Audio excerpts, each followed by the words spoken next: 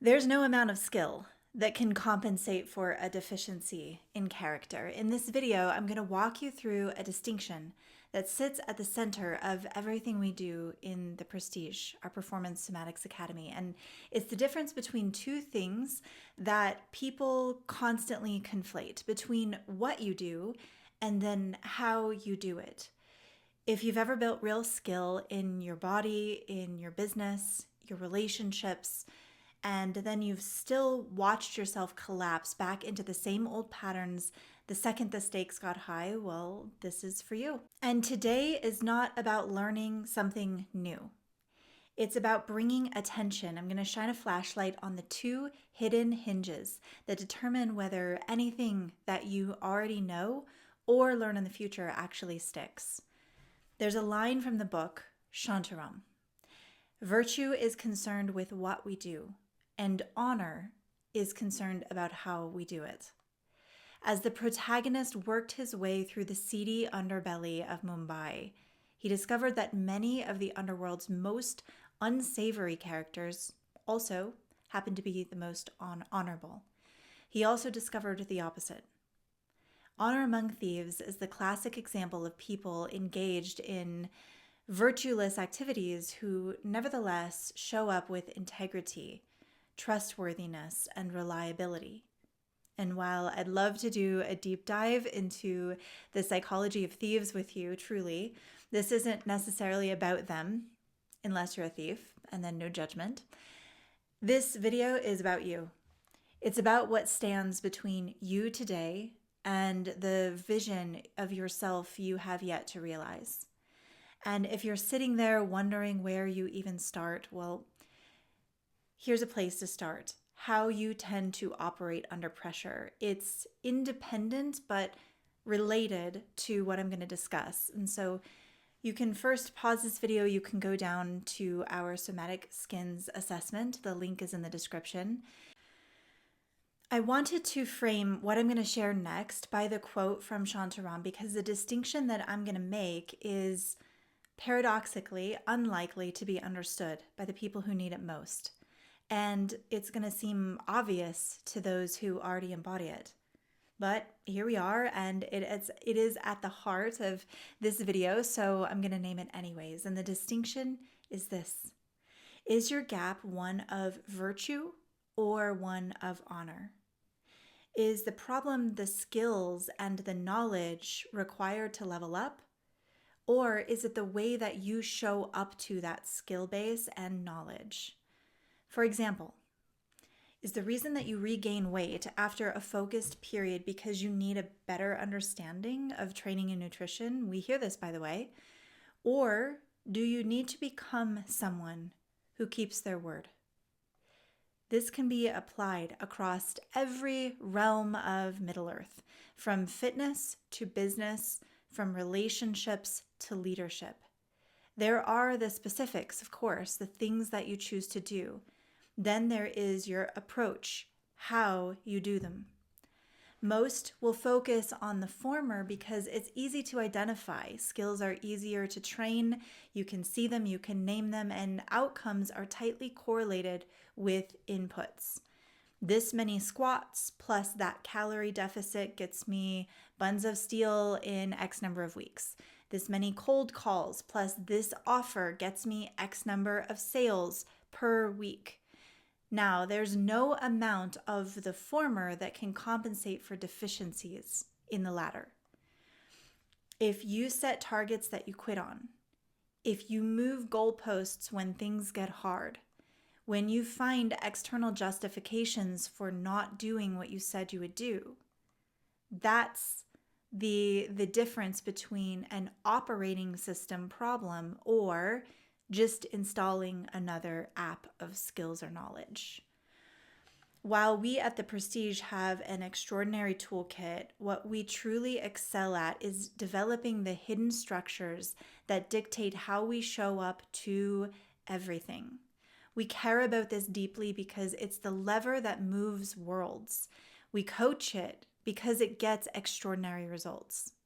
We build this distinction into everything we do, from the Oracle's Edge assessment process to the substrate model of psychosomatic capacity.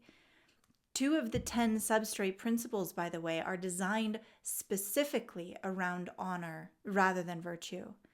They're super cool, and I still get jazzed sharing with them. So I'm going to stay high level simply to introduce a way of seeing this honor versus virtue dilemma within threshold moments of change, performance, and inhabiting identity that you know is most aligned. So go with me for a moment.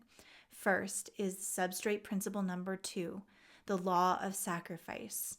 This is the embodiment or embodied by the dead hang.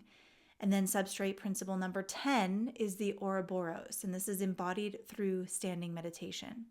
Both of these are what we call threshold principles. The other 8 principles held within are concerned with specific mind-body capacities that correlate with real-world performance attributes. But threshold principles, however, gatekeep identity shifts. In other words, they unlock access to the other 8 principles in real time, allowing you to show up with greater presence, power, and sovereignty. They are the line in the sand between the excuse maker and the achiever, between the outdated, limited persona that you are super tired of, and then the unchained, unapologetic expression of your higher self.